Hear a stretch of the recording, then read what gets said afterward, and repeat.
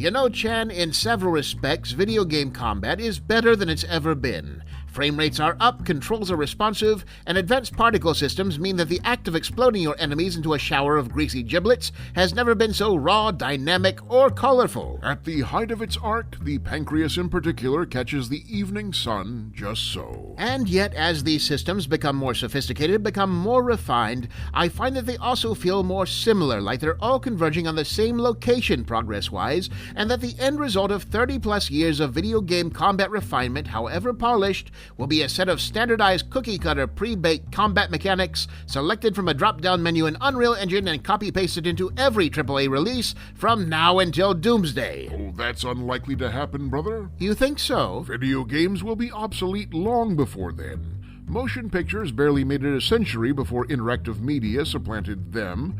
Future generations will probably be complaining about things like direct neural simulations, with video games relegated to little more than quaint distractions for toothless invalids at the retirement center. I don't really find that a great comfort, Chen. Oh, you'll almost certainly be long dead by then. Okay, well, in the here and now, brother, as we inhabit both the current hardware generation and this mortal coil, I believe we are facing a crisis of innovation. For though modern technology has given us the means for more and more simulated viscera, video game combat systems are nevertheless becoming less and less visceral. What could be driving this phenomena? Have you considered the possibility, brother, that the reason you're experiencing less impact from in-game combat systems might not be the systems themselves, but rather that you personally are becoming less engaged by violent game mechanics in general as you mature and experience the physical and psychological effects of advancing age, that you might simply be getting too old for it?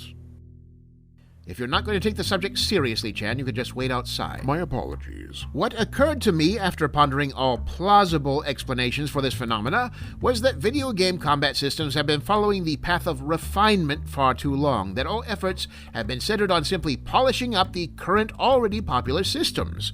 For first-person shooters, it's two main range weapons, a clumsy, boring melee weapon, and grenades. For fantasy games, it's a blade, a bludgeon, and glow-in-the-dark hand gestures. Yes, the combat is satisfying now, in a kind of mass-market optimized Olive Garden fat and salt ratio sort of way, but it's rarely distinct. Basically a generation of copycat killers? Quite so, and to move forward, video game violence needs to be reworked at its foundation. Tell me, Chen, in video games, fundamentally, why do we fight? Because we are fundamentally bad enough dudes to rescue the president. Deeper than that, Chan, why do we, in an entertainment medium, choose violence over other in-game interactions? A flaw in this species that leads us time and again to the very brink of Armageddon. I've narrowed it to two main reasons. First, the simple satisfaction of besting an opponent, and second, the thrill of an intense reaction to your input. We want to explode the heads of our enemies, and we want to see regret in their eyes as it's happening. I mostly just want to catch the rest of the fish in Animal Crossing. Fish eyes can still register regret, Chan. Don't think you're above this. And with these two factors in mind, the field is now wide open to explore stunning new vistas of video violence. Consider, for instance, a combat system based on emotional violence, where you craft words to strike at the very heart of your opponent's insecurities, preying upon their perceived inadequacies as a parent, wage earner, or lover. Do their heads still explode? Of course they do, Chan. We want the game to sell, after all. Or perhaps a combat system that revolves around dramatically increasing an enemy's arterial plaque through cheeseburger preparation, or taking them down by intentionally teaching them unsafe driving habits, left turn on red, that sort of thing. I don't think that these combat systems are going to deliver quite the immediate visceral experience gamers are looking for, Brother Shu. I mean, yes, they certainly do detail less explored methods of man doing harm unto his fellow man, but I think you overlook the time element in your calculations. Gamers are looking for results now. I'm afraid this is all a bit of a wasted effort. I see. No hard feelings, I hope. No, of course not. How would you like a cheeseburger?